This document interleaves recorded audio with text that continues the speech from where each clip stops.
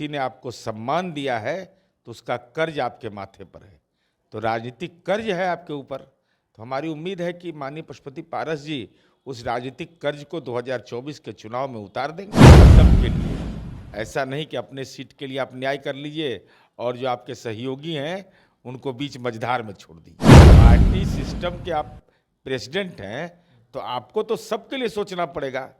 आप घर के गार्जियन, चूंकि आपने सवाल पूछा केवल हाजीपुर का, तो मेरा उस पर काउंटर सवाल है कि केवल हाजीपुर क्यों। नमस्कार, आप नेशन में आपके साथ अभिजीत सिंह। पशुपति कुमार पारस अपने केंद्रीय मंत्री से इस्तीफा दे दिए हैं। इसे बात करने के लिए हमारे साथ है जदयू के मुख्य प्रवक्ता नीरज कुमार। कैसे देख रहे हैं पशुपति कुमार पारस अपने केंद्रीय मंत्री से इस्तीफा दे दिए हैं चुनाव से पहले? एनडीए के घटक दलों में सीटों का बंटवारा हो गया। भारतीय जनता पार्टी के केंद्रीय नेतृत्व ने उनकी भूमिका को नकारा। ऐसी स्थिति में जब केंद्रीय मंत्री के रूप में आदरणीय नरेंद्र मोदी की सरकार में उनको लगातार सेवा करने का मौका मिला, तो हमारी उम्मीद तो यही है कि अगर किसी ने आपको सम्मान दिया है तो उसका कर्ज आपके माथे पर है, तो राजनीतिक कर्ज है आपके ऊपर। तो हमारी उम्मीद है कि माननीय पशुपति पारस जी उस राजनीतिक कर्ज को 2024 के चुनाव में उतार देंगे। लेकिन वो बोल रहे हैं कि हमारे साथ नाइंसाफी किया गया है, एनडीए के द्वारा नाइंसाफी किया गया, बीजेपी के द्वारा हमको तवज्जुह दे दिया गया हमारे पार्टी को। सीटों के संदर्भ में भाजपा का केंद्रीय नेतृत्व ने मूल्यांकन किया, उनको सीट नहीं दिया, यह तो सच है। लेकिन जो सम्मान दिया यह भी बोलते तो बेहतर लगता। तो बोल रहे हैं कि सम्मान दिया गया लेकिन हमारे साथ नाइंसाफी भी किया गया, हमें सीट नहीं दिया अब गया। नाइंसाफी कहने का तो उनका अपना तरीका है।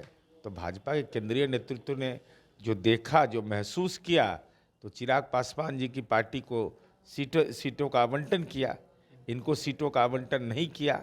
तो अब तो ये जाने न इनका ये तो हमारी पार्टी का कोई भूमिका इसमें नहीं है। कहा जा रहा है कि महागठबंधन की ओर रुख भी कर सकते हैं पशुपति कुमार पारस, तो लग रहा है कि एनडीए को नुकसान होगा।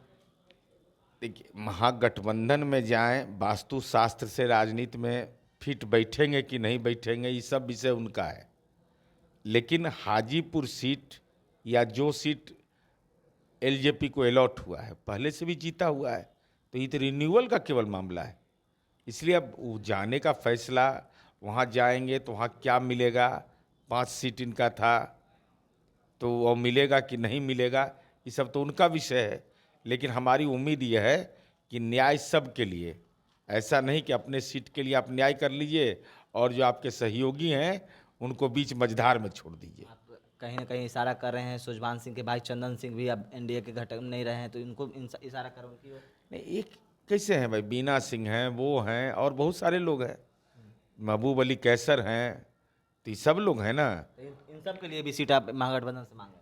मैंने भाई न्याय करिएगा तो सबके लिए करिएगा, अकेला चढ़ा भाड़ फोड़ता है क्या?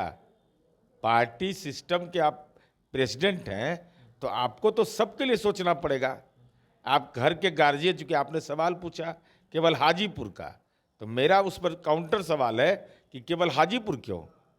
अगर बात करिएगा तो सबके लिए करिएगा, नहीं तो अपने लिए क्यों बात करिएगा।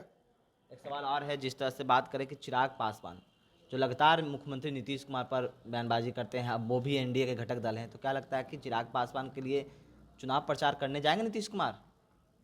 भाई सीधे तौर पर जब चिराग पासवान जी ने कल क्या कहा, कल या परसों का बयान मैं देख रहा था कि आदरणीय नरेंद्र मोदी जी और माननीय नीतीश कुमार जी के नेतृत्व में चुनाव होना है, हम लोग चुनाव प्रचार करेंगे।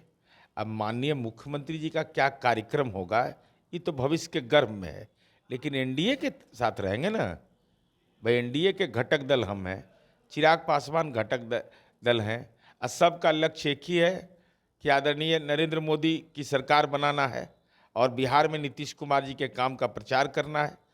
तो स्वाभाविक है काम के बदौलत हम जाएंगे तो एक दूसरे का तो सहयोग करेंगे ही। लेकिन जिस तरह से आप लोग चिराग पासवान को कहते थे कि बी टीम की बात करते थे, और आपको देखा गया कि विधानसभा चुनाव में कितने फैक्ट किया चिराग पासवान, तो उसके आधार में राजनीति में परिस्थितियां बदलती रहती है और परिस्थिति बदलने के अनुसार कार्यनीति बदलते रहती है।